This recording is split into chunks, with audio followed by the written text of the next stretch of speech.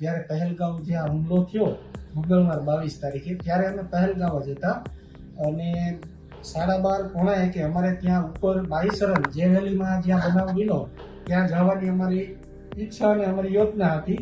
પરંતુ અગાઉ અમે કાશ્મીરમાં 4 દિવસથી ફરતા હતા.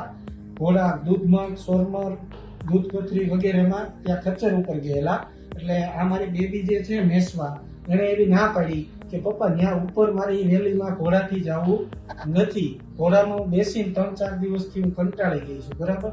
એણે ના પાડી એટલે અમે લોકો જમવા જતા રહ્યા અને જમીને આવી અને થોડી વાર પછી અમે જ્યારે બહાર નીકળ્યા, અડધી પોણી કલાક પછી, ત્યાં અમને ખબર પડી કે ઉપર કંઈક ડિસ્ટર્બન્સ, કોઈ ફાયરિંગની ઘટના બનેલી છે. એટલે જો અમારી બેબીએ ના ન પાડી હોત અને અમે ગયા હોત તો જ્યારે ઘટનાનો સમય હતો એ જ સમયે અમે ત્યાં ઉપર હોત. એટલે ભગવાનની દયાથી અને અમારી દીકરીના આશીર્વાદથી અમે બચી ગયા છીએ.